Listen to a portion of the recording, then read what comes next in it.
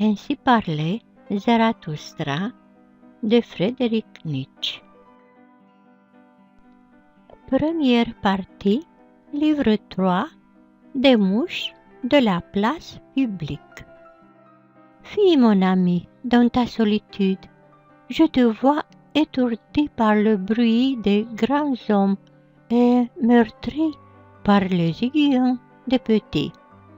Avec dignité, la forêt et le rocher savent se taire en ta compagnie, ressemblent de nouveau à l'arbre que tu aimes, à l'arbre aux larges branches. Il écoute silencieux, suspendu sur la mer. Où cesse la solitude, commence la place publique. Et où commence la place publique, commence aussi le bruit des grands comédiens et le bourdonnement des mouches venimeuses. Dans le monde, les meilleures choses ne valent rien sans quelqu'un qui les représente. Le peuple appelle ses représentants des grands hommes. Le peuple comprend mal ce qui est grand, c'est-à-dire ce qui crée, mais il a un sens pour tous les représentants, pour tous les comédiens des grandes choses. Le monde tourne autour des inventeurs de valeurs nouvelles. Il tourne invisiblement, mais autour des comédiens tourne le peuple et la gloire. Ainsi va le monde. Le comédien a de l'esprit, mais peu de conscience de l'esprit. Il croit toujours à ce qui lui fait obtenir ses meilleurs effets, à ce qui pousse les gens à croire en lui-même. Demain, il aura une foi nouvelle et après-demain, une foi plus nouvelle encore. Il a l'esprit prompt comme le peuple et prompt au changement. Renverser, c'est ce qu'il appelle démontrer. Rendre fou, c'est ce qu'il appelle convaincre. Et le sang est pour lui le meilleur de tous les arguments. Il appelle mensonge et néant une vérité qui ne glisse que dans les fines oreilles. En vérité, il ne croit qu'en les dieux qui font beaucoup de bruit dans le monde. La place publique est pleine de bouffons tapageurs et le peuple se vante de ces grands hommes. Ils sont pour lui les maîtres du moment. Mais le moment les presse. C'est pourquoi ils te pressent aussi. Ils veulent de toi un oui ou un non. Malheur à toi, si tu voulais placer ta chaise entre un pour et un contre. Ne sois pas jaloux des esprits impatients et absolus, ô amant de la vérité. Jamais encore la vérité n'a été se pendre au bras des intransigeants. À cause de ces agités, retourne dans ta sécurité. Ce n'est que sur la place publique qu'on est assailli par des oui ou des non. Ce qui se passe dans les fontaines profondes s'y passe avec lenteur. Il faut qu'elles attendent longtemps pour savoir ce qui est tombé dans leur profondeur. Tout ce qui est grand se passe loin de la place publique et de la gloire. Loin de la place publique et de la gloire demeurent de tout temps les inventeurs de valeurs nouvelles. Fuis, mon ami, fuis dans ta solitude. Je te vois meurtri par des mouches venimeuses. Fuis là-haut où souffle un vent rude et fort. Fuis dans ta solitude. Tu as vécu trop près des petits et des pitoyables. Fuis devant leur vengeance invisible.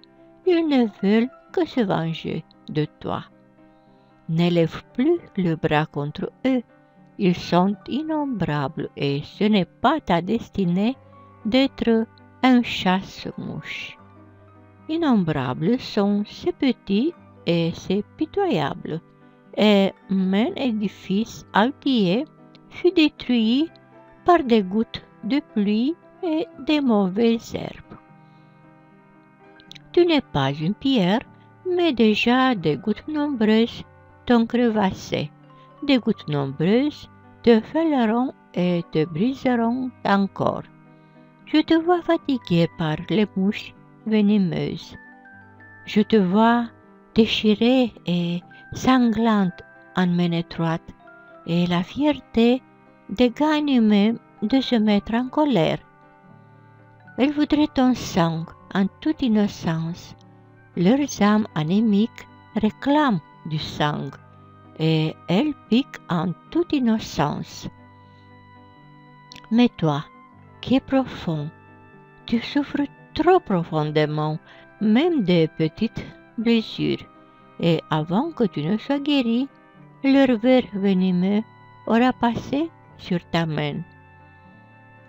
Tu me sembles trop fier pour tuer ces gourmands, mais prends garde que tu ne sois destiné à porter toute leur venimeuse injustice.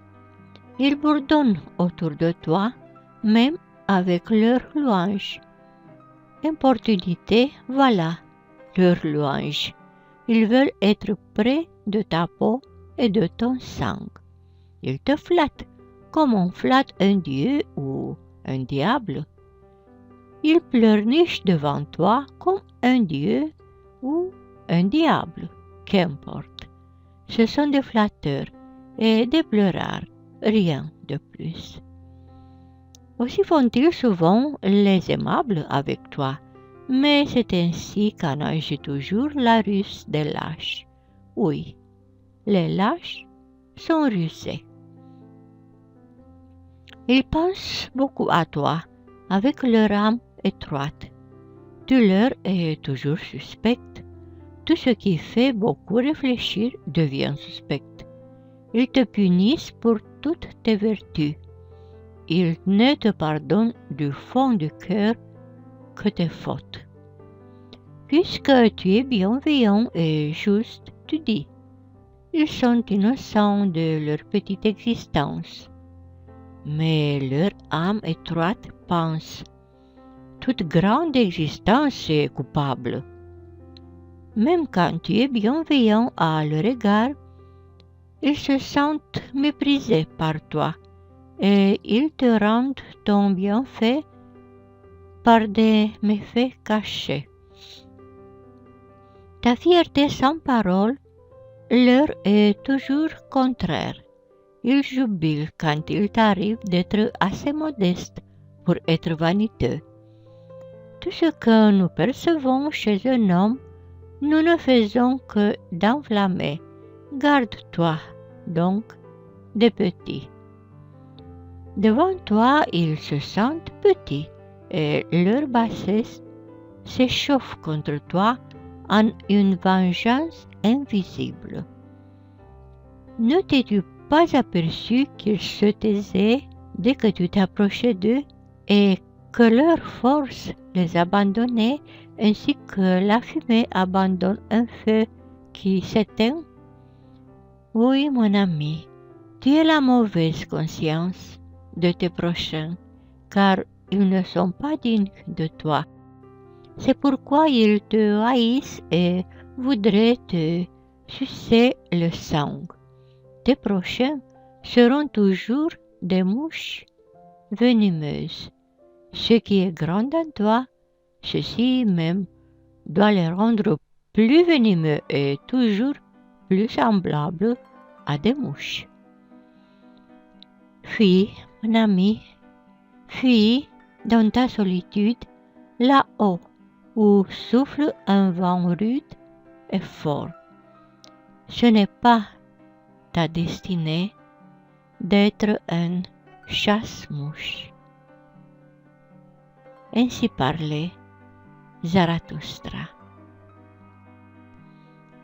de la chasteté. J'aime la forêt. Il est difficile de vivre dans les villes. Ceux qui sont en rue, ils sont trop nombreux. Ne vaut-il pas mieux tomber entre les mains d'un meurtrier que dans les rêves d'une femme ardente? Et regardez donc ces hommes. Leur œil en témoigne. Ils ne connaissent rien de meilleur sur la terre que de coucher avec une femme. Ils ont de la boue au fond de l'âme, et malheur à eux si leur boue a de l'esprit. Si du moins vous étiez une bête parfaite, mais pour être une bête, il faut l'innocence. Que je vous conseille de tuer vos sens, je vous conseille l'innocence des sens. Est-ce que je vous conseille la chasteté? Chez quelques-uns, la chasteté est une vertu, mais chez beaucoup d'autres, elle est presque un vice. Ceux-ci sont continents peut-être, mais la chienne, sensualité se reflète avec jalousie dans tout ce qu'ils font. Même dans les auteurs de leur vertu et jusque dans leur esprit rigide, cet animal les suit avec sa discorde.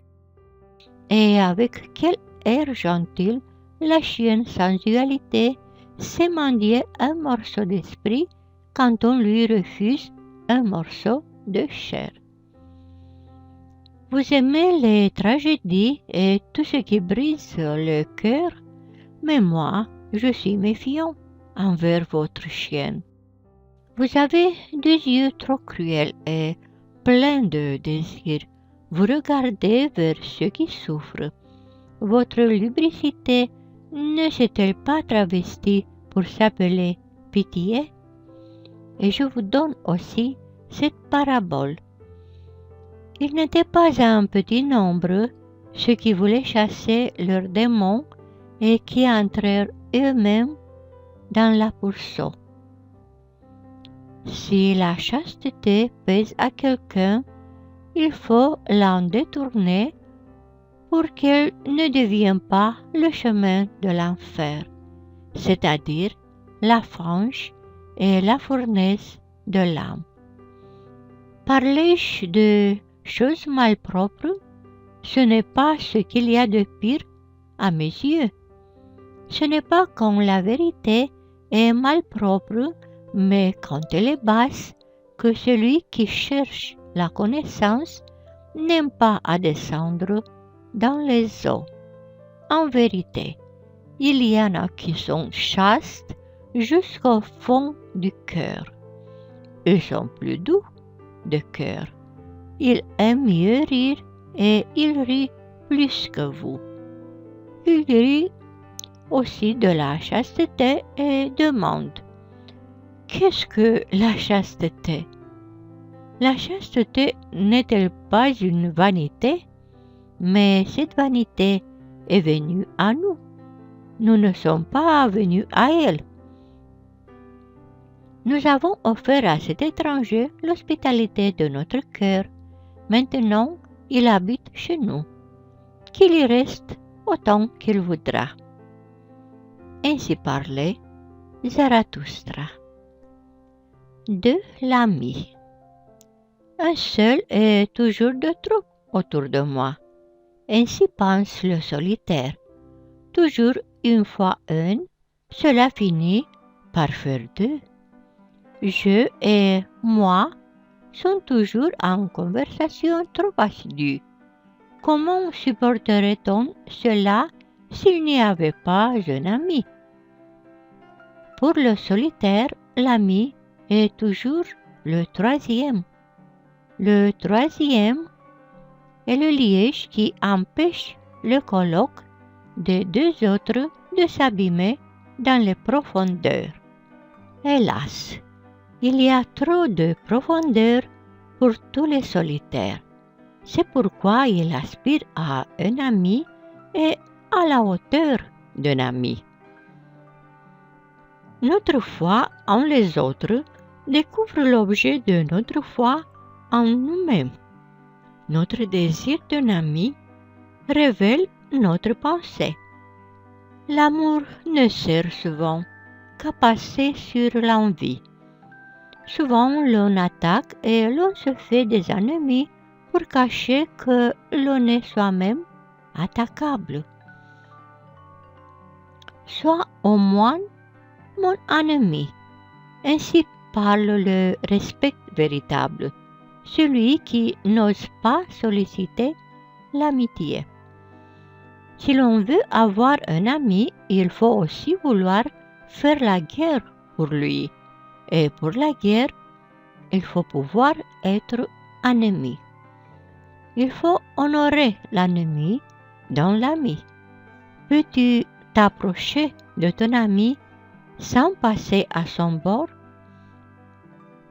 En son ami, on doit voir son meilleur ennemi. C'est quand tu luttes contre lui que tu dois être le plus près de son cœur. Tu ne veux pas dissimuler devant ton ami, tu veux faire honneur à ton ami en te donnant tel que tu es, mais c'est pourquoi il t'envoie au diable. Qui ne sait se dissimuler révolte. Voilà pourquoi il faut craindre la nudité. Certes, si vous étiez des dieux, vous pourriez avoir honte de vos vêtements. Tu ne serais assez bien t'habiller pour ton ami, car tu dois lui être une flèche et un désir du surhumain. As-tu déjà vu dormir ton ami pour que tu apprennes à connaître son aspect? Quel est donc le visage de ton ami? C'est ton propre visage dans un miroir grossier et imparfait. As-tu déjà vu dormir ton ami? Ne l'es-tu pas effrayé de l'air qu'il avait? Oh mon ami, l'homme est quelque chose qui doit être surmonté. L'ami doit être passé maître dans la divination et dans le silence. Tu ne dois pas vouloir tout voir. Ton rêve doit te relever ce que fait ton ami quand il est éveillé. Il faut que ta pitié soit une divination, afin que tu saches d'abord si ton ami veut de la pitié. Peut-être aime-t-il en toi le visage fier et le regard de l'éternité. Il faut que la comparaison avec l'ami se cache sous une rude enveloppe et que tu y laisses une dent. Ainsi, ta comparaison sera pleine de finesse et de douceur. Es-tu pour ton ami air pur et solitude, pain et médicaments? Il y en a qui ne peuvent pas se libérer de leurs propres chaînes et pourtant, pour leurs amis, ils sont des sauveurs. Si tu es un esclave, tu ne peux pas être un ami. Si tu es un tyran, tu ne peux pas avoir d'amis. Pendant trop longtemps, un esclave et un tyran étaient cachés dans la femme. C'est pourquoi la femme n'est pas encore capable d'amitié. Elle ne connaît que l'amour. Dans l'amour de la femme, il y a de l'injustice et de l'aveuglement à l'égard de tout ce qu'elle n'aime pas. Et même dans l'amour conscient de la femme, il y a toujours, à côté de la lumière, la surprise, l'éclair et la nuit. La femme n'est pas encore capable d'amitié. Des chattes, voilà ce que sont toujours les femmes, des chattes et des oiseaux. Ou, quand cela va bien, des vaches. La femme n'est pas encore capable d'amitié, mais dites-moi, vous autres hommes, lequel d'entre vous est donc capable d'amitié. Malédiction sur votre pauvreté et votre avarice de l'âme.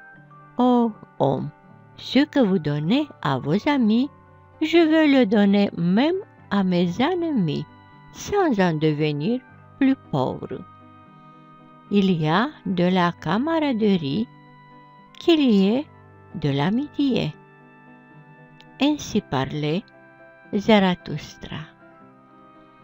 1001 buts. Zarathustra a vu beaucoup de contrées et beaucoup de peuples. C'est ainsi qu'il a découvert le bien et le mal de beaucoup de peuples. Zarathustra n'a pas découvert de plus grande puissance sur la terre que le bien et le mal. Aucun peuple ne pourrait vivre sans évaluer les valeurs, mais s'il veut se conserver, il ne doit pas évaluer comme évalue son voisin. Beaucoup de choses qu'un peuple appelait bonnes, pour un autre peuple étaient honteuses et méprisables. Voilà ce que j'ai découvert. Ici, beaucoup de choses étaient appelées mauvaises, et là-bas, elle était revêtue du manteau de pourpre des honneurs.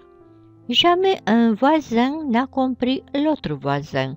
Son âme s'est toujours étonnée de la folie et de la méchanceté de son voisin. Une table de biens est suspendue au-dessus de chaque peuple. Or, c'est la table de ceux qui l'a surmonté, c'est la voix de sa volonté de puissance. Est honorable ce qui lui semble difficile.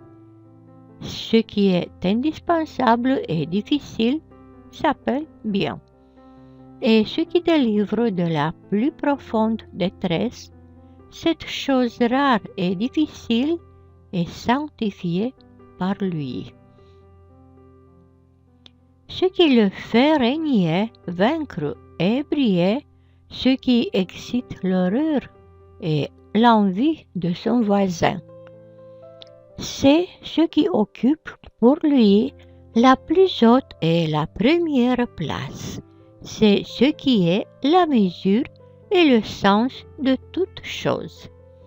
En vérité, mon frère, lorsque tu auras pris conscience des besoins et des terres d'un peuple, lorsque tu connaîtras son ciel et son voisin, tu devineras aussi la loi qui régit ses victoires sur lui-même, et tu sauras pourquoi c'est sur tel degré qu'il monte à ses espérances. Il faut que tu sois toujours le premier et que tu dépasses les autres. Ton âme jalouse ne doit aimer personne si ce n'est l'ami. Ceci fit trembler l'âme d'un Grec et lui fit gravir le sentier de la grandeur. Dire la vérité et savoir bien manier l'arc et les flèches. Ceci semblait cher et difficile en même temps au peuple d'où vient mon nom, ce nom qui est en même temps cher et difficile. Honorer père et mère, leur être soumis jusqu'aux racines de l'âme. Cette table des victoires sur soi-même, un autre peuple la suspendait au-dessus de lui et il devint puissant et éternel. Être fidèle et, à cause de la fidélité, donner son sang et son honneur, même pour des choses mauvaises et dangereuses. Par cet enseignement, un autre peuple s'est surmonté et en se surmontant ainsi, il devint gros et lourd de grande espérance. En vérité, les hommes se donnèrent eux-mêmes leur bien et leur mal. En vérité, ils ne les prirent point, ils ne les trouvèrent point, ils ne les écoutèrent point comme une voix descendue du ciel. C'est l'homme qui mit des valeurs dans les choses afin de se conserver. C'est lui qui créa le sens des choses, un sens humain. C'est pourquoi il s'appelle homme, c'est-à-dire celui qui évalue. Évaluer, c'est créer. Écoutez donc, vous qui êtes créateurs, c'est leur évaluation qui fait des trésors et des joyeux de toutes choses évaluées. C'est par l'évaluation que se fixe la valeur. Sans l'évaluation, la noix de l'existence serait creuse. Écoutez donc, vous qui êtes créateurs. Les valeurs changent lorsque le créateur se transforme. Celui qui doit créer détruit toujours. Les créateurs furent d'abord des peuples et plus tard seulement des individus. En vérité, l'individu lui-même est la plus jeune des créations. Des peuples jadis suspendus au-dessus d'eux une table de bien. L'amour qui veut dominer et l'amour qui veut obéir se créèrent ensemble de telles tables. Le plaisir du troupeau est plus ancien que le plaisir de l'individu. Et tant que la bonne conscience s'appelle troupeau, la mauvaise conscience seule dit moi. En vérité, le moi rusé, le moi sans amour qui cherche son avantage dans l'avantage du plus grand nombre, ce n'est pas là l'origine du troupeau, mais son déclin. Ce furent toujours des fervents et des créateurs qui créèrent le bien et le mal, le feu de l'amour et le feu de la colère, l'allument au nom de toutes les vertus. Zarathustra vit beaucoup de pays et beaucoup de peuples. Il n'a pas trouvé de plus grande puissance sur la terre que l'œuvre des fervents. Bien et mal, voilà le nom de cette puissance. En vérité, la puissance de ces louanges et de ces blâmes est pareille à un monstre. Dites-moi, mes frères, qui me terrassera ce monstre? Dites, qui jettera une chaîne sur les 1000 nuques de cette bête? Il y a eu jusqu'à présent 1000 buts, car il y a eu 1000 peuples. Il ne manque que la chaîne des 1000 nuques, il manque le but unique. L'humanité n'a pas encore de but. Mais dites-moi donc, mes frères, si l'humanité manque de but, ne fait-elle pas de faux elle-même? Ainsi parlait Zarathustra. De l'amour du prochain. Vous vous empressez auprès du prochain et vous exprimez cela par de belles paroles. Mais je vous le dis, votre amour du prochain, c'est votre mauvais amour de vous-même. Vous entrez chez le prochain pour fuir devant vous-même, et de cela, vous voudriez faire une vertu. Mais je pénètre votre désintéressement. Le toi est plus vieux que le moi. Le toi est sanctifié, mais point encore le moi. Ainsi, l'homme s'empresse auprès de son prochain. Est-ce que je vous conseille l'amour du prochain? Plutôt encore, je vous conseillerais la fuite du prochain et l'amour du lointain. Plus haut que l'amour du prochain se trouve l'amour du lointain et de ce qui est à venir. Plus haut encore que l'amour de l'homme, je place l'amour des choses et des fantômes. Ce fantôme qui court devant toi, mon frère, ce fantôme est plus beau que toi.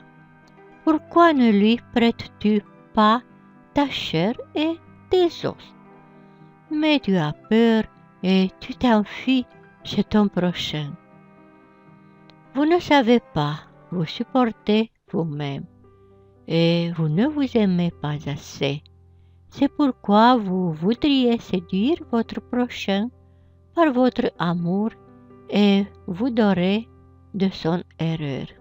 Je voudrais que toute espèce de prochain et les voisins de ces prochains vous deviennent insupportables.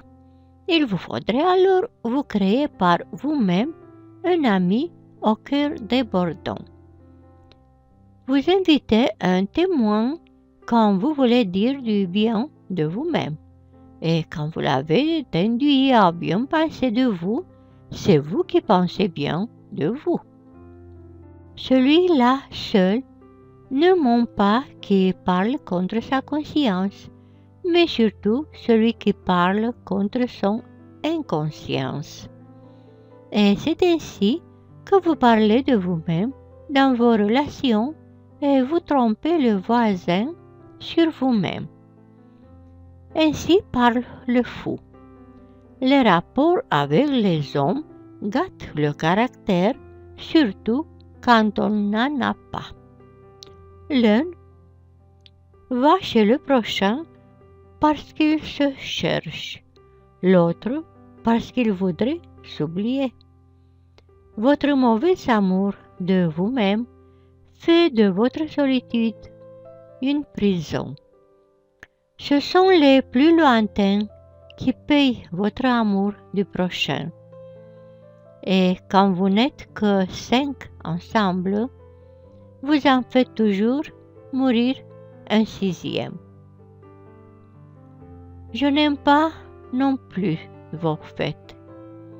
J'y ai trouvé trop de comédiens et même les spectateurs se comportaient comme des comédiens.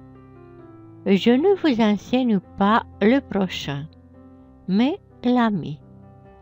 Que l'ami vous soit la fête de la terre et un pressentiment du surhumain. Je vous enseigne l'ami et son cœur débordant, mais il faut savoir être telle une éponge quand on veut être aimé par ce cœur débordant. Je vous enseigne l'ami qui porte en lui un monde achevé, l'écorce du bien, l'ami créateur qui a toujours un monde achevé à offrir. Et même que pour lui, le monde s'est déroulé, il s'enroule de nouveau, tel le devenir du bien par le mal, du but par le hasard. Que l'avenir est la chose la plus lointaine, soit pour toi la cause de ton aujourd'hui. C'est dans ton ami que tu dois aimer le surhumain comme ta raison d'être. Mes frères, je ne vous conseille pas l'amour du prochain, je vous conseille l'amour du plus lointain. Ainsi parlait Zarathustra. Des voix du Créateur. Veux-tu, mon frère, aller dans l'isolement? Veux-tu chercher le chemin qui mène à toi-même? Hésite encore un peu et écoute-moi. Celui qui cherche se perd facilement lui-même. Tout isolement est une faute. Ainsi parle le troupeau. Et longtemps, tu as fait partie du troupeau. En toi aussi, la voix du troupeau résonnera encore. Et lorsque tu diras « Ma conscience n'est plus la même que le vôtre », ce sera plainte et douleur. Voici, cette conscience commune enfanta aussi cette douleur elle-même. Et la dernière lueur de cette conscience enflamme encore ton affliction. Mais tu veux suivre la voie de ton affliction, qui est la voie qui mène à toi-même. Montre-moi donc que tu en as le droit et la force. Es-tu une force nouvelle et un droit nouveau, un premier mouvement, une roue qui roule sur elle-même? Peux-tu forcer des étoiles à tourner autour de toi? Hélas, il y a tant de convoitises qui veulent aller vers les hauteurs. Il y a tant de convulsions des ambitieux. Montre-moi que tu n'es ni parmi ceux qui convoitent, ni parmi les ambitieux. Hélas, il y a tant de grandes pensées qui n'agissent pas plus qu'une vessie gonflée. Elles enflent et rendent plus vide encore. Tu t'appelles libre? Je veux que tu me dises ta pensée maîtresse et non pas que tu t'es échappé d'un joug. Es-tu quelqu'un qui avait le droit de s'échapper d'un joug? Il y en a qui perdent leur dernière valeur en quittant leur sujétion. Libre de quoi? Qu'importe cela à Zarathustra? Mais ton œil clair doit m'annoncer. Libre, pourquoi? Peux-tu te fixer à toi-même ton bien et ton mal et suspendre ta volonté au-dessus de toi comme une loi? Peux-tu être ton propre juge et le vengeur de ta propre loi? Il est terrible de demeurer seul avec le juge et le vengeur de sa propre loi. C'est ainsi qu'une étoile est projetée dans le vide et dans le souffle glacé de la solitude. Aujourd'hui encore, tu souffres du nombre, toi l'unique. Aujourd'hui encore, tu as tout ton courage et toutes tes espérances. Pourtant, ta solitude te fatiguera un jour, ta fierté se courbera et ton courage grincera des dents. Tu crieras un jour, je suis seul. Un jour tu ne verras plus ta hauteur et ta bassesse sera trop près de toi. Ton sublime même te fera peur comme un fantôme. Tu crieras un jour, tout est faux. Il y a des sentiments qui veulent tuer le solitaire. S'ils n'y parviennent point, il leur faudra périr eux-mêmes.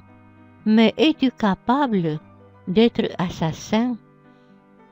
Mon frère, connais-tu déjà le mot mépris et la souffrance de ta justice qui te force à être juste envers ceux qui te méprisent? Tu obliges beaucoup de gens à changer d'avis sur toi. Voilà pourquoi ils t'en voudront toujours. Tu t'es approché d'eux et tu as passé.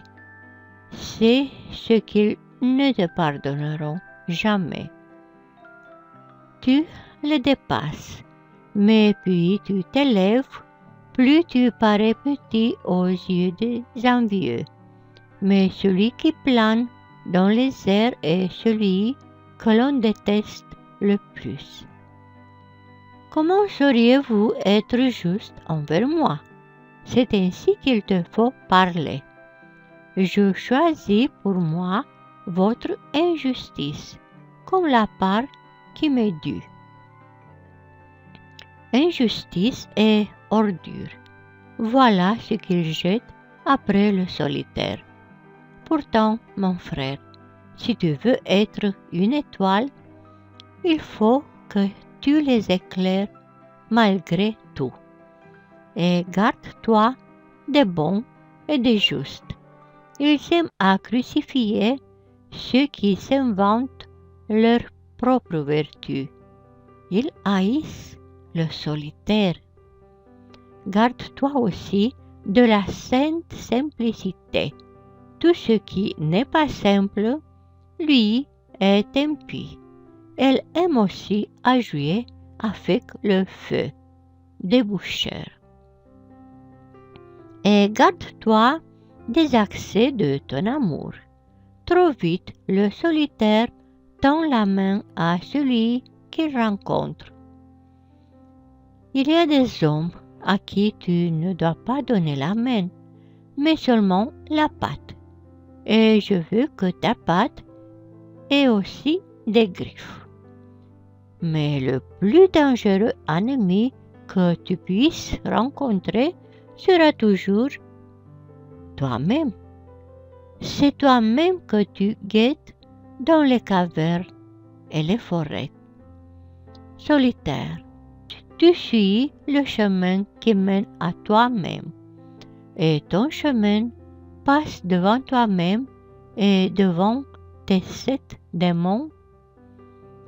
Tu seras hérétique envers toi-même, sorcier et devin, fou et incrédule, impie et méchant. Il faut que tu veuilles te brûler dans ta propre flamme. Comment voudrais-tu te renouveler sans être d'abord réduit en cendres?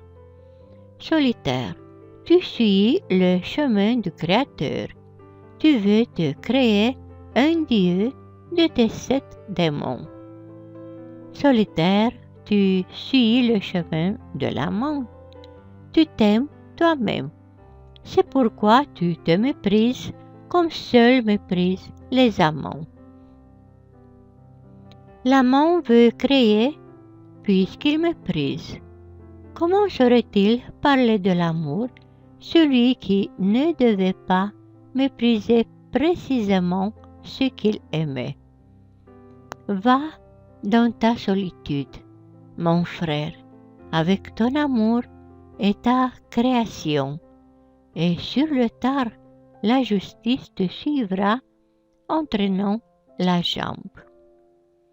Va dans ta solitude avec mes larmes, ô mon frère. J'aime celui qui veut créer plus haut que lui-même et qui périt ainsi. Ainsi parlait Zarathustra. La vieille et la jeune femme. Pourquoi te glisses-tu furtivement dans le crépuscule, Zarathustra, et que caches-tu avant tant de soins sous ton manteau? Est-ce un trésor que l'on t'a donné ou bien un enfant qui t'est né? Où vas-tu maintenant toi-même par les sentiers des voleurs, toi, l'ami des méchants? En vérité, mon frère, répondit Zarathustra, c'est un trésor qui m'a été donné. Une petite vérité, voilà ce que je porte.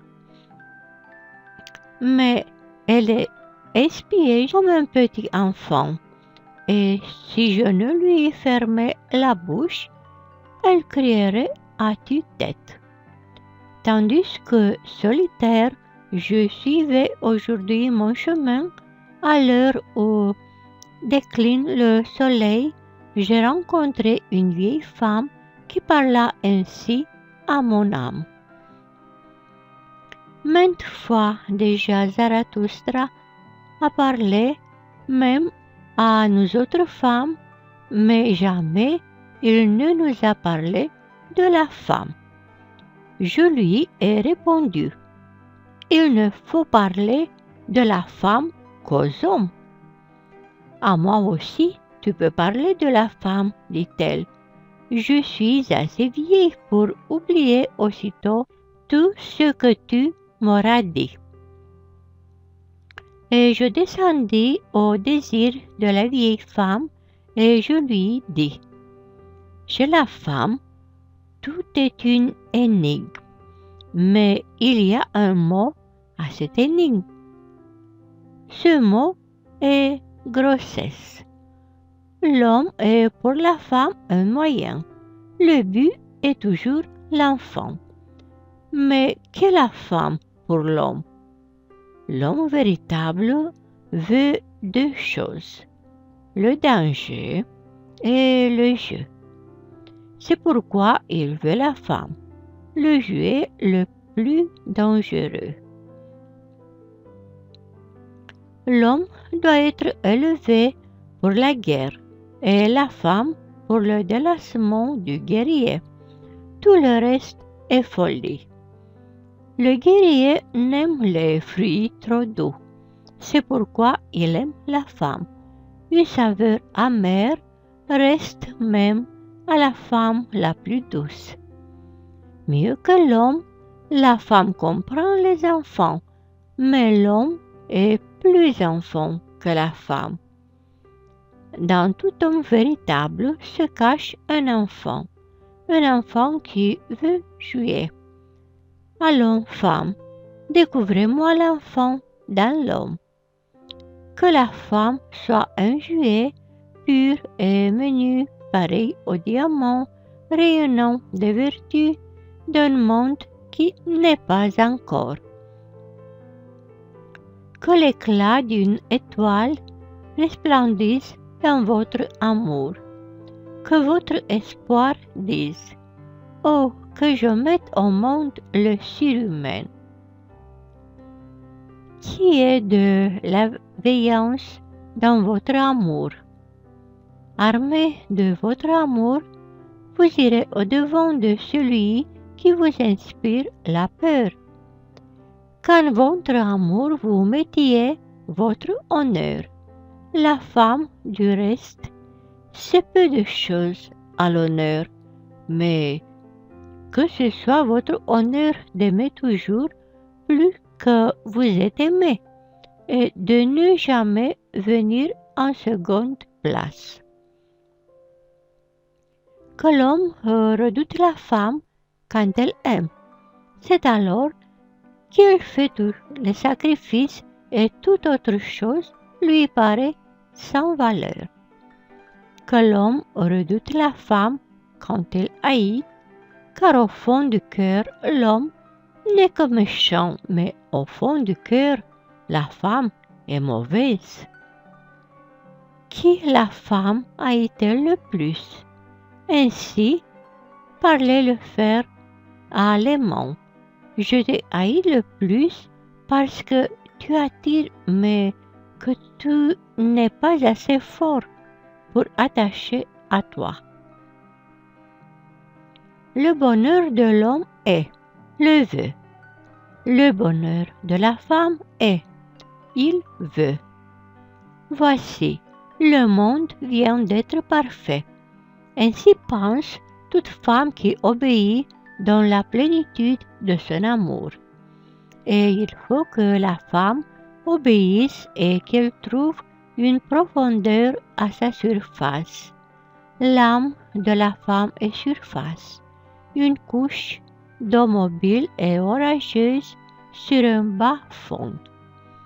Mais l'âme de l'homme est profonde, son flot mugit dans les cavernes souterraines. La femme presse la puissance de l'homme, mais elle ne la comprend pas.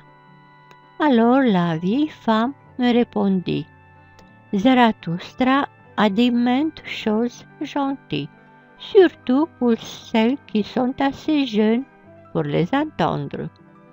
Chose étrange, Zarathustra connaît peu les femmes, et pourtant il dit vrai quand il parle d'elles.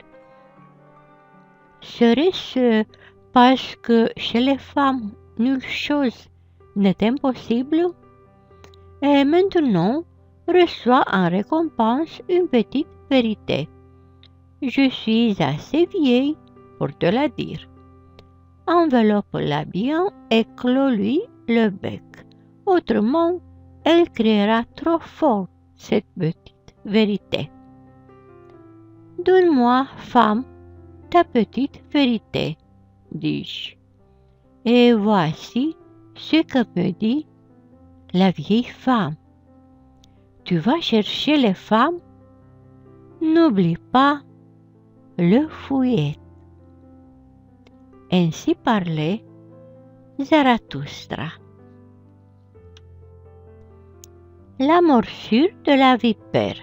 Un jour, Zarathustra s'était endormi sous un figuier car il faisait chaud et il avait ramené le bras sur son visage. Mais une vipère le mordit au cou, ce qui fit pousser un cri de douleur à Zarathustra. Lorsqu'il eut enlevé le bras de son visage, il regarda le serpent. Alors le serpent reconnut les yeux de Zarathustra. Il se tordit maladroitement et voulut s'éloigner. Non point, dit Zarathustra, je ne t'ai pas encore remercié. Tu m'as éveillé à temps. Ma route est encore longue. Ta route est courte encore, dit tristement la vipère. Mon poison tue. Zarathustra se prit à sourire. Quand donc un dragon mourut-il du poison d'un serpent, dit-il. Mais reprends ton poison. Tu n'es pas assez riche pour m'en faire hommage. Alors, derechef la vipère s'enroula autour de son cou et elle lécha sa blessure. Un jour, comme Zarathustra racontait ceci à ses disciples, ceux-ci lui demandèrent « Et quelle est la morale de ton histoire, ô Zarathustra ?» Zarathustra leur répondit « Les bons et les justes m'appellent le destructeur de la morale. Mon histoire est immorale, mais si vous avez un ennemi, ne lui rendez pas le bien pour le mal, car il en sera humilié. Démontrez-lui au contraire qu'il vous a fait du bien.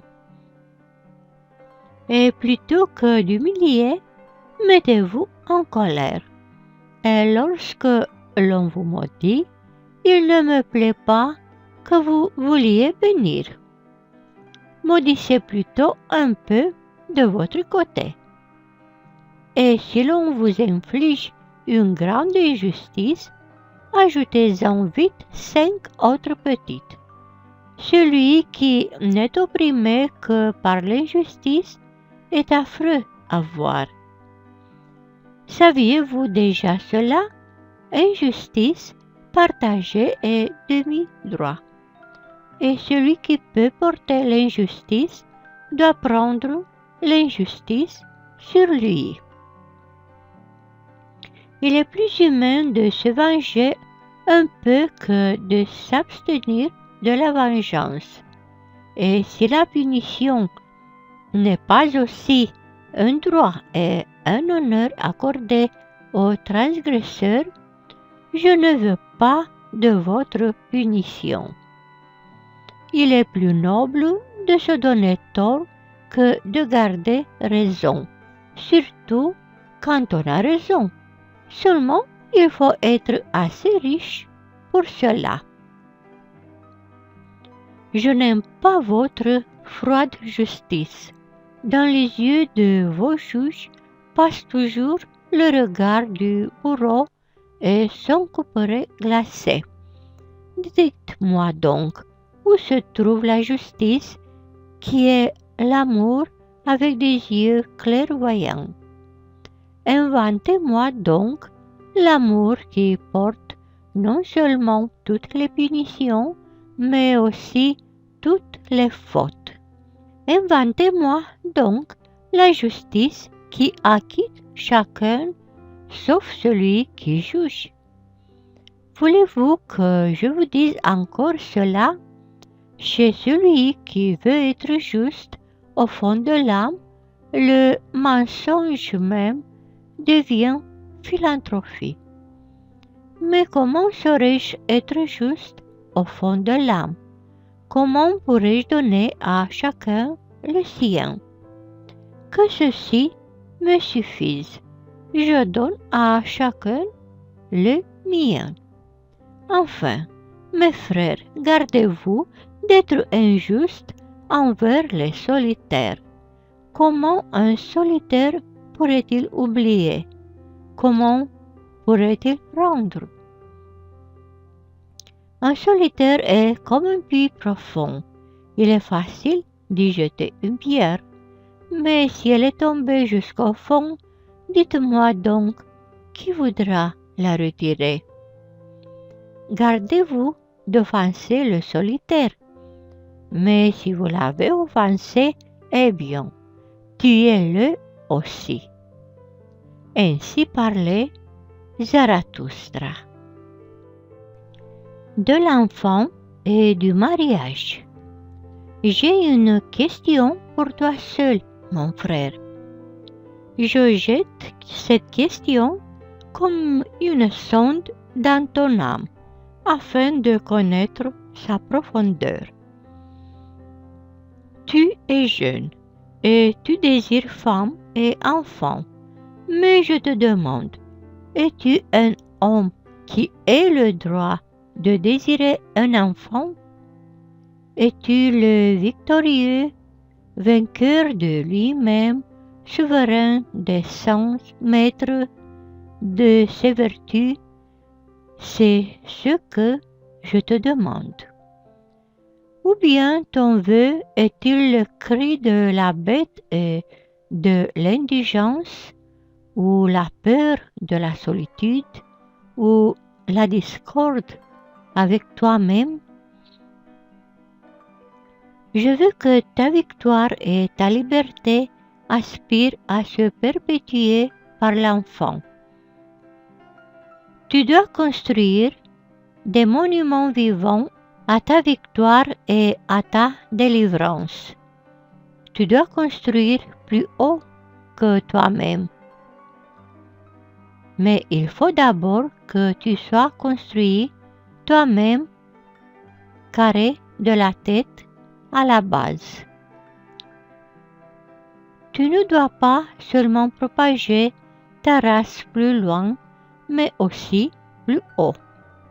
Que le jardin du mariage te serve à cela. Tu dois créer un corps de sens supérieur, un premier mouvement, une roue qui roule sur elle-même. Tu dois créer un créateur. Mariage. C'est ainsi que j'appelle la volonté à deux de créer l'unique qui est plus que ceux qui l'ont créé. Respect mutuel, c'est là le mariage, respect de ceux qui veulent d'une telle volonté. Que ceci soit le sens et la vérité de ton mariage. Mais ce que les inutiles appellent mariage, la foule des superflus. Comment appellerai-je cela? Hélas, cette pauvreté de l'âme à deux. Hélas, cette impureté de l'âme à deux. Hélas, ce misérable contentement à deux. Mariage, c'est ainsi qu'ils appellent tout cela, et ils disent que leurs unions ont été scellées dans le ciel. Eh bien, je n'en veux pas de ce ciel des superflus. Non, je n'en veux pas de ces bêtes empêtrées dans le filet céleste. Loin de moi aussi le Dieu qui vient en battant pour bénir ce qu'il n'a pas uni. Ne riez pas de pareil mariage. Quel est l'enfant qui n'aurait pas raison de pleurer sur ses parents? Cet homme me semblait respectable et mûr pour saisir le son de la terre, mais lorsque je vis sa femme, la terre me sembla une demeure pour les insensés. Oui, je voudrais que la terre fût secouée de convulsions quand je vois un saint s'accoupler à une oie. Tel partit comme un héros en quête de vérité, et il ne captura qu'un petit mensonge pareil. Il appelle cela son mariage. Tel autre était réservé dans ses relations et difficile dans son choix. Mais d'un seul coup, il a gâté à tout jamais sa société. Il appelle cela son mariage. Tel autre encore cherchait une servante avec les vertus d'un ange. Mais soudain, il devient la servante d'une femme et maintenant, il lui faudrait devenir ange lui-même. Je n'ai vu partout qu'acheteurs pleins de précautions et tous ont des yeux rusés. Mais le plus rusé lui-même achète sa femme comme chat en poche. Beaucoup de courtes folies, c'est là ce que vous appelez amour. Et votre mariage met fin à beaucoup de courtes folies par une longue sottise. Votre amour de la femme et l'amour de la femme pour l'homme. Oh, que ce soit de la pitié pour les dieux souffrants et valets, mais presque toujours c'est une bête qui devine l'autre. Cependant, votre meilleur amour n'est qu'une métaphore extasiée et une douloureuse ardeur. Il est un flambeau qui doit éclairer pour vous les chemins supérieurs. Un jour, vous devrez aimer par-delà vous-même. Apprenez donc d'abord à aimer. C'est pourquoi il vous fallut boire l'amer calice de votre amour. Il y a de l'amertume dans le calice, même dans le calice du meilleur amour. C'est ainsi qu'il éveille en toi le désir du surhumain. C'est ainsi qu'il éveille en toi la soif, ô Créateur. Soif du Créateur, flèche et désir du surhumain. Dis-moi, mon frère, est-ce là ta volonté du mariage? Je sanctifie une telle volonté et un tel mariage. Ainsi parlait Zarathustra. De la mort volontaire. Il y en a beaucoup qui meurent trop tard et quelques-uns qui meurent trop tôt. La doctrine qui dit « meurs à temps » semble encore étrange. Meurs à temps. Voilà ce qu'enseigne Zarathustra. Il est vrai que celui qui n'a jamais vécu à temps ne saurait mourir à temps. Qu'il ne soit donc jamais né. Voilà ce que je conseille aux superflus. Mais les superflus eux-mêmes font les importants avec leur mort, et la noix la plus creuse prétend être cassée. Ils accordent tous de l'importance à la mort, mais pour eux, la mort n'est pas encore une fête. Les hommes ne savent point encore comment on consacre les plus belles fêtes. Je vous montre la mort qui consacre, la mort qui, pour les vivants, devient un aiguillon et une promesse. L'accomplisseur meurt de sa mort, victorieux, entouré de ceux qui espèrent et qui promettent. C'est ainsi qu'il faudrait apprendre à mourir. et il ne devrait pas y avoir de fête sans qu'un tel mourant ne sanctifie les serments des vivants. Mourir ainsi est la meilleure chose, mais la seconde est celle-ci: mourir au combat et répandre une grande âme. Mais haï tant par le combattant que par le victorieux est votre mort grimaçante, qui s'avance en rampant comme un voleur, et qui pourtant vient à maître. Je vous fais l'éloge de ma mort, de la mort volontaire qui me vient puisque je veux. Et qu'en voudrais-je? Celui qui a un but et un héritier veut pour but et héritier la mort attend. Et par respect pour le but et l'héritier, il ne suspendra plus de couronne fanée dans le sanctuaire de la vie. En vérité, je ne veux pas ressembler aux cordiers. Ils tirent leurs fils en longueur et vont eux-mêmes toujours en arrière. Il y en a aussi qui deviennent trop vieux pour leur vérité et leur victoire. Une bouche édentée n'a plus droit à toutes les vérités. Et tous ceux qui cherchent la gloire doivent au bon moment prendre congé de l'honneur et exercer l'art difficile de s'en aller à temps. Il faut cesser de se faire manger au moment où l'on vous trouve le plus de goût. Ceux-là le savent qui veulent être aimés longtemps.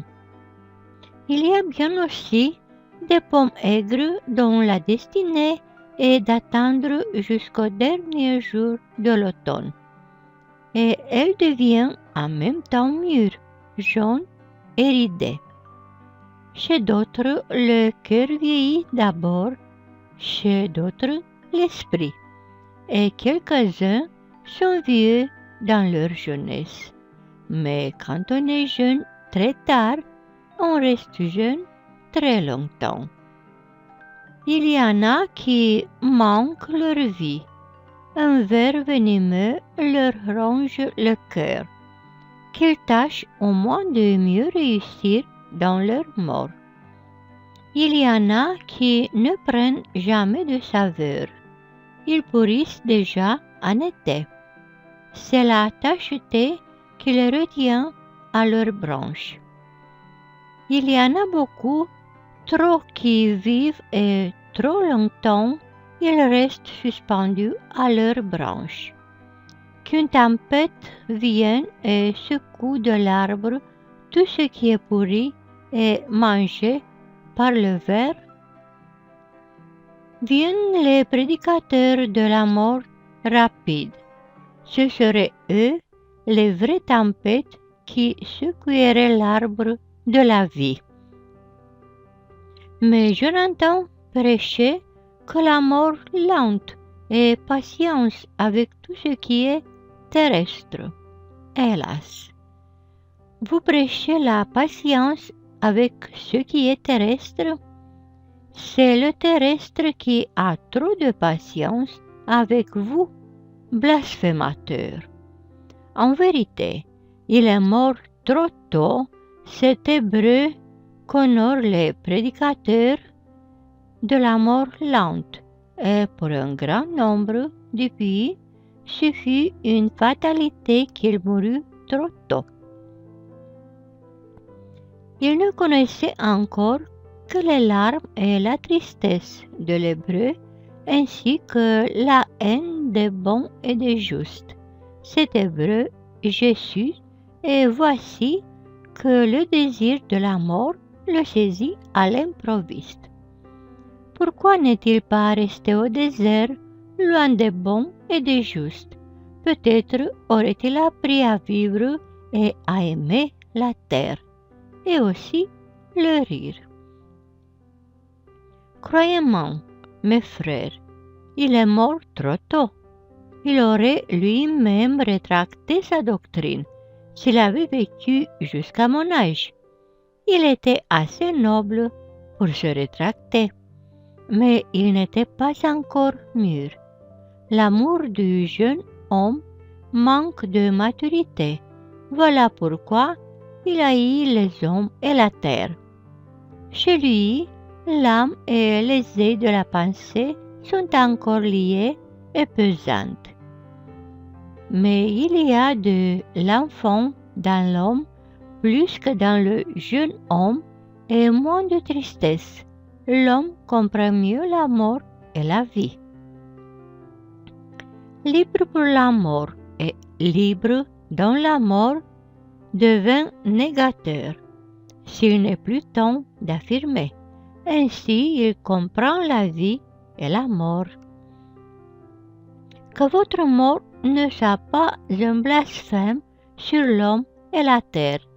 Ô mes amis, telle est la grâce que j'implore du miel de votre âme. Que dans votre agonie, votre esprit et votre vertu jettent encore une dernière lueur, comme la rougeur du couchant enflamme la terre. Sinon, votre mort vous aura mal réussi. C'est ainsi que je veux mourir moi-même, afin que vous aimiez davantage la terre à cause de moi. Ô mes amis, et je veux revenir à la terre pour que je retrouve mon repos en celle qui m'a engendré. En vérité, Zarathustra avait un but. Il a lancé sa balle. Maintenant, ô mes amis, vous héritez de mon but. C'est à vous que je lance la balle dorée. Plus que toute autre chose, j'aime à vous voir lancer la balle dorée, ô mes amis, et c'est pourquoi je demeure encore un peu sur la terre. Pardonnez-le moi. Ainsi parlait Zarathustra. De la vertu qui donne. Lorsque Zarathustra eut pris congé de la vie que son cœur aimait et dont le nom est la vache multicolore, beaucoup de ceux qui s'appelaient ses disciples l'accompagnèrent et lui firent la reconduite. C'est ainsi qu'ils arrivèrent à un carrefour. Alors Zarathustra leur dit qu'il voulait continuer seul la route, car il était ami des marches solitaires. Ses disciples, cependant, en lui disant adieu, lui firent hommage d'un bâton dont la poignée d'or était un serpent s'enroulant autour du soleil. Zarathustra se réjouit du bâton et s'appuya dessus, puis il dit à ses disciples, « Dites-moi donc, pourquoi l'or est-il devenu la plus haute valeur? C'est parce qu'il est rare et inutile, étincelant et doux dans son éclat. Il se donne toujours. Ce n'est que comme symbole de la plus haute vertu que l'on atteignit la plus haute valeur. Luisant comme de l'or est le regard de celui qui donne. L'éclat de l'or conclut la paix entre la lune et le soleil. La plus haute vertu est rare et inutile. Elle est étincelante et d'un doux éclat. Une vertu qui donne est la plus haute vertu. En vérité, je vous devine, mes disciples, vous aspirez comme moi à la vertu qui donne. Qu'auriez-vous de commun avec les chats et les loups? Vous avez soif de devenir vous-même des offrandes et des présents. C'est pourquoi vous avez soif d'amasser toutes les richesses dans vos âmes. Votre âme est insatiable à désirer des trésors et des joyeux, puisque votre vertu est insatiable dans sa volonté de donner. Vous contraignez toutes choses à s'approcher et à entrer en vous afin qu'elles recoulent de votre source comme les dons de votre amour. En vérité, il faut qu'un tel amour qui donne se fasse le brigand de toutes les valeurs. Mais j'appelle saint et sacre cet égoïsme. Il y a un autre égoïsme, trop pauvre celui-là, et toujours affamé. Un égoïsme qui veut toujours voler. C'est l'égoïsme des malades. L'égoïsme malade. Avec les yeux du voleur, il garde tout ce qui brille. Avec l'avidité de la faim, il mesure celui qui a largement de quoi manger et toujours il rampe autour de la table de celui qui donne. Une telle envie est la voie de la maladie, la voie d'une invisible dégénérescence. Dans cet égoïsme, l'envie de voler témoigne d'un corps malade. Dites-moi, mes frères, quelle chose nous semble mauvaise pour nous et la plus mauvaise de toutes? N'est-ce pas la dégénérescence? Et nous concluons toujours à la dégénérescence quand l'âme qui donne est absente.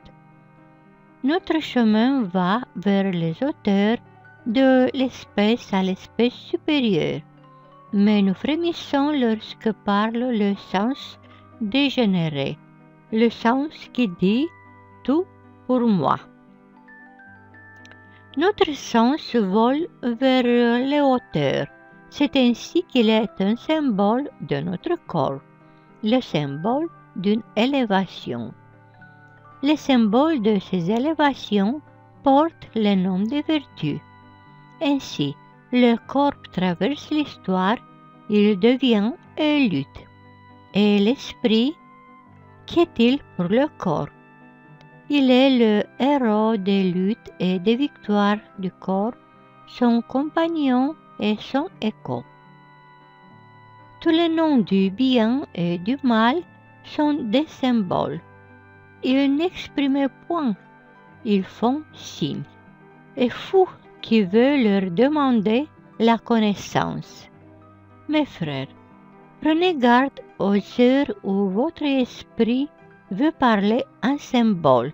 C'est là qu'est l'origine de votre vertu. C'est là que votre corps est élevé et ressuscité. Il ravit l'esprit de sa félicité afin qu'il devienne créateur, qu'il évalue et qu'il aime, qu'il soit le bienfaiteur de toutes choses. Quand votre cœur bouillonne, large et plein, pareil au grand fleuve, bénédiction et danger pour les riverains. C'est alors l'origine de votre vertu. Quand vous vous élevez au-dessus de la louange et du blâme, et quand votre volonté, la volonté d'un homme qui aime, veut commander à toute chose, c'est alors l'origine de votre vertu. Quand vous méprisez ce qui est agréable, la couche molle, et quand vous ne pouvez pas vous reposer assez loin de la mollesse, c'est alors l'origine de notre vertu.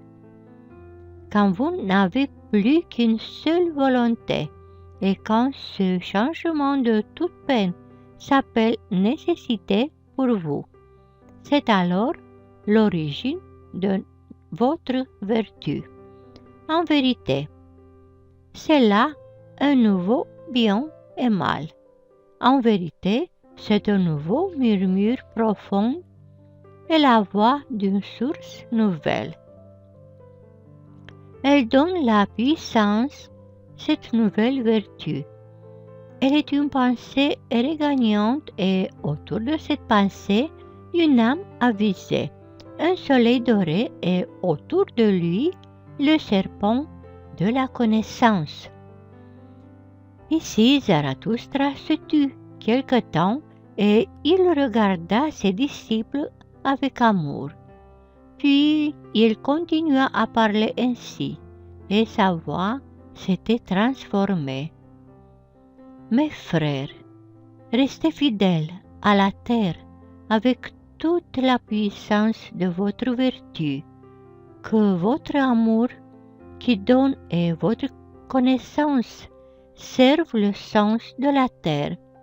Je vous en prie et je vous en conjure. Ne laissez pas votre vertu s'envoler des choses terrestres et battre des ailes contre les murs éternels. Hélas, il y eut toujours tant de vertus égarées.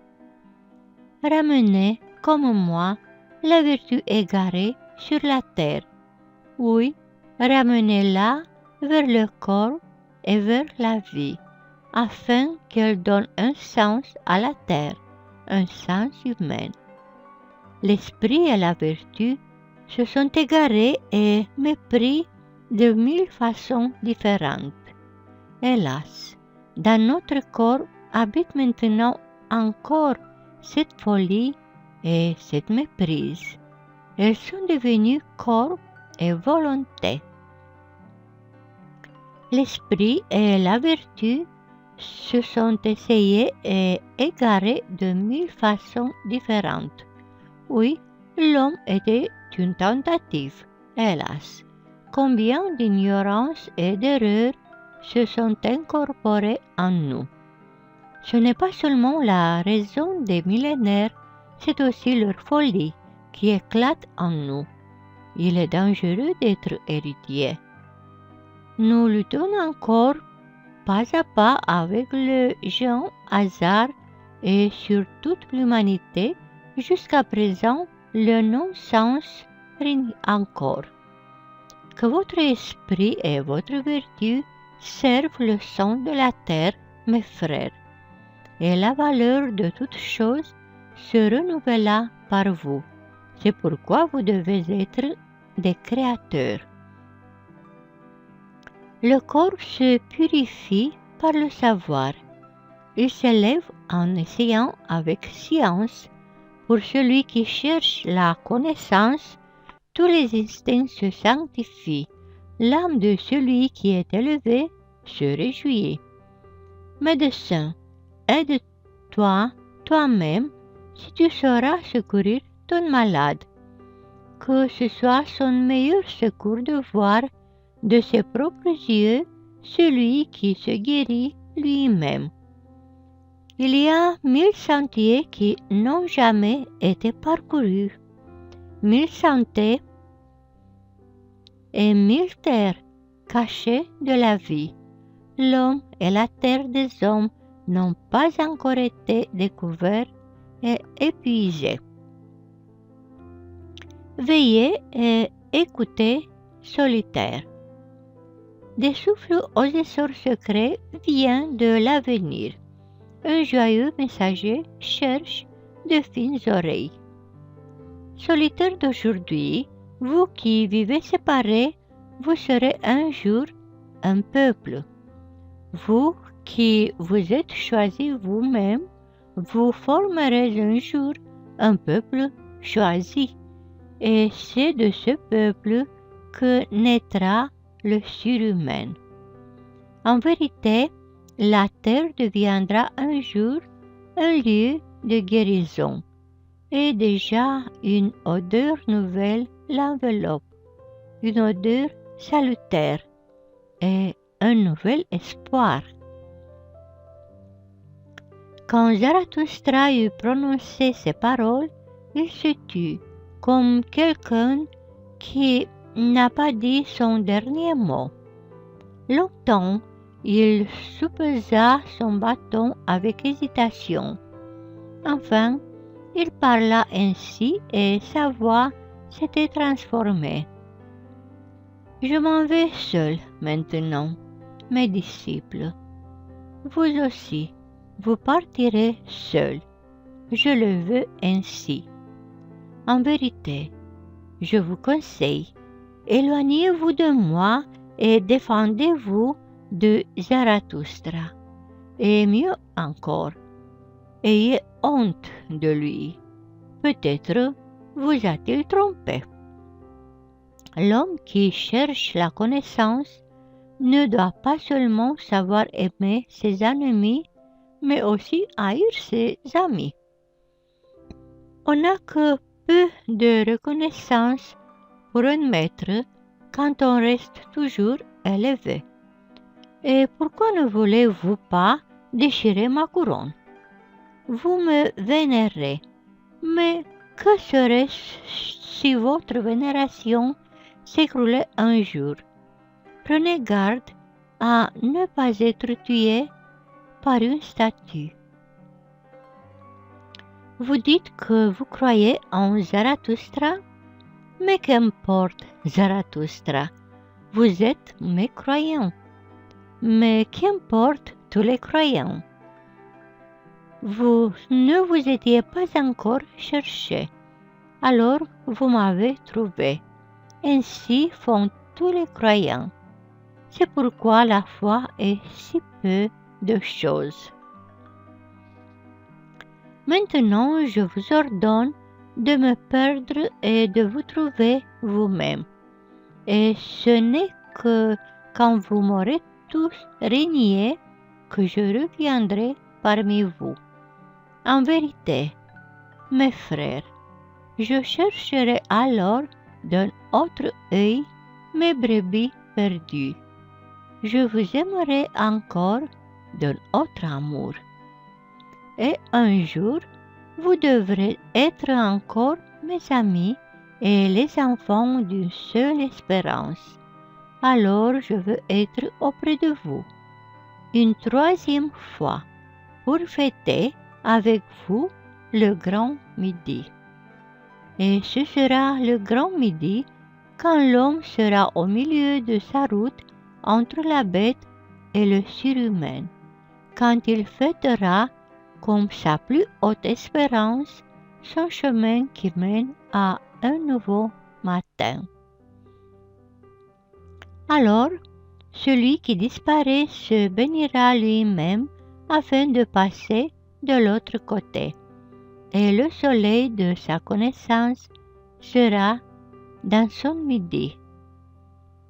Tous les dieux sont morts. Nous voulons maintenant que le surhumain vive, que ceci soit un jour, au grand midi, notre dernière volonté. Ainsi parlait Zarathustra. Fin de la première partie.